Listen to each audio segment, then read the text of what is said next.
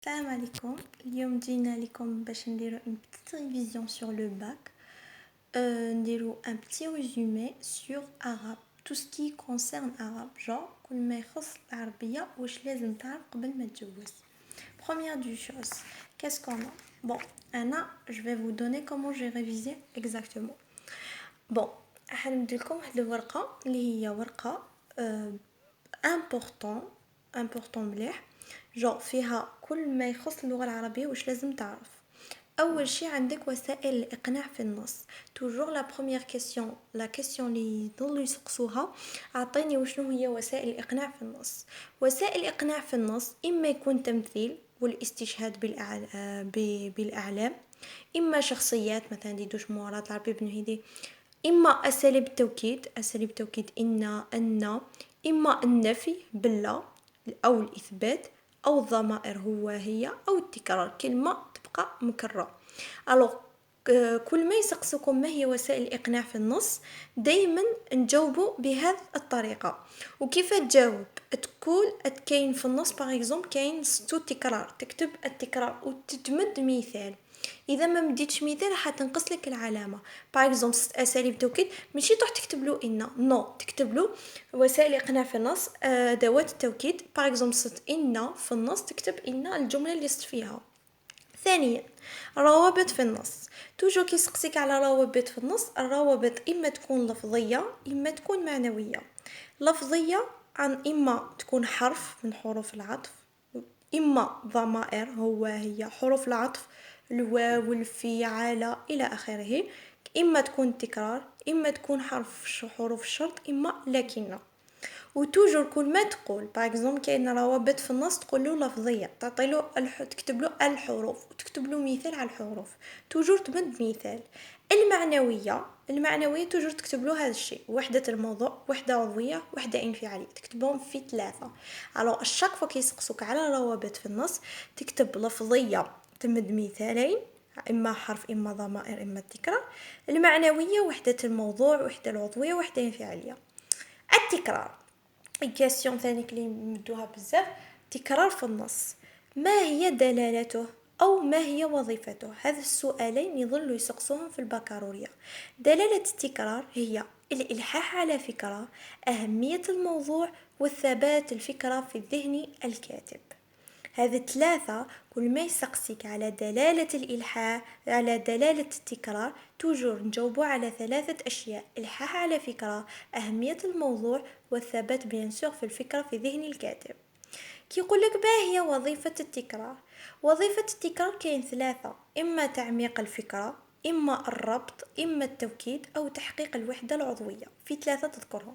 إذا كلما يسقسيك على التكرار الدلالة تاعو نجاوبو كما قلنا سابقا: إلحاح على فكرة، أهمية الموضوع، وثبات الفكرة في ذهن الكاتب. أما إذا سقسيك على وظيفة تاعو، تعميق في الفكرة والربط والتوكيد، وأكيد تحقيق وحدة موضوعية.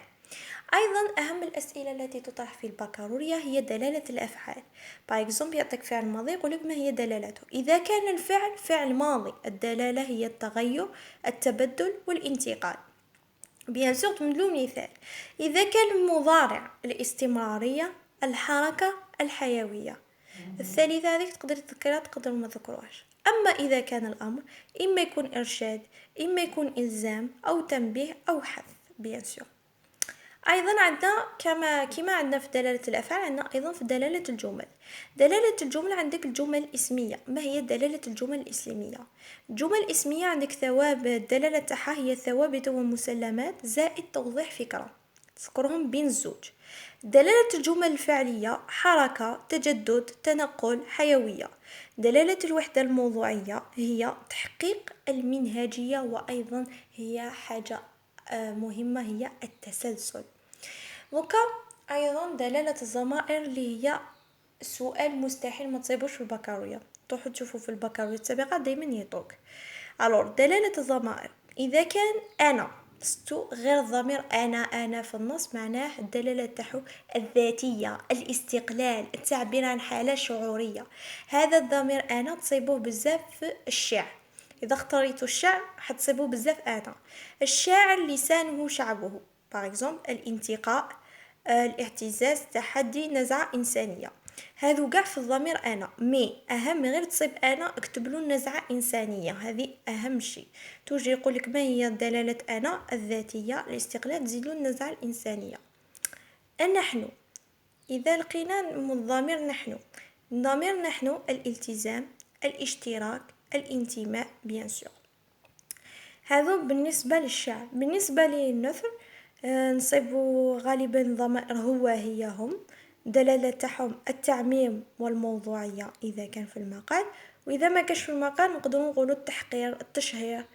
أما بالنسبة للضمير أنت وأنتي، الدلالة تاعها هي الإرشاد، التعيين، الحضور الوجداني والتحذير. ما هي أساليب مصباح؟ قلنا من وسائل الإقناع في النص في السؤال الأول هي أساليب التوكيد. ما هي أساليب التوكيد؟ أدوات التوكيد هي أساليب التوكيد صار أدوات التوكيد أن قد، قل ما تصب قد هي من أساليب التوكيد. التكرار، نون التوكيد، القسم، ولام التوكيد. أهم سؤال أيضا الذي يطرح كثيرا في شهادة البكالوريا هي مظاهر الاتساق والانسجام في النص. عندك من ناحية الأفكار ومن الجانب اللغوي، تذكرهم بين الزوج من ناحية الأفكار ومن جانب اللغوي. إذا ذكرت غير من ناحية الأفكار حتنقص العلامة، وإذا ذكرت فقط من جانب اللغة حتنقص العلامة. لازم تذكرهم بين الزوج. من ناحية الأفكار عندك تدرج في عرض الأفكار، وحدة الموضوع، تسلسل منطقي، تكتبهم هكا كيما راهم.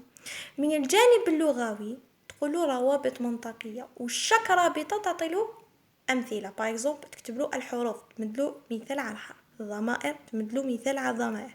أسماء الشرط تمدلو مثال على أسماء الشرط. إشارات، تكرار، القصر.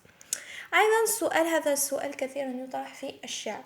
ما هي العلاقة بين الأبيات؟ العلاقة بين الأبيات كاين منطقية، تلازم، إما تكون تكامل، إما تكون ترابط، تكافؤ، أو سؤال جواب، أو استفهام وجواب. مي لا بلوبار دو طون تكون منطقي، تكامل، ترابط، تكامل أو منطقي. ما دلالة استخدام النفي والإثبات؟ هذا كسؤال يطرح كثيرا أيضا. دلالة استخدام النفي والإثبات هي الإقناع وتوكيد فكرة. أنواع الربط، عندك 3 أنواع الربط، إما الربط بالعطف أو بالأدوات، كما بما أن الدليل، التكرار، ترادف، القضاء. هذو هما أهم الأسئلة في البناء اللغوي التي تطرح في شهادة البكالوريا. من فضلكم اشتركوا في القناة وديروا لنا جيم، وحنزيد ندير الفيديو على على القواعد. ان شاء الله حتجيبوا كلكم شهادة البكالوريا. انا التزمت بهذه الورقة وحصلت على علامة 16 في مادة اللغة العربية. شكرا.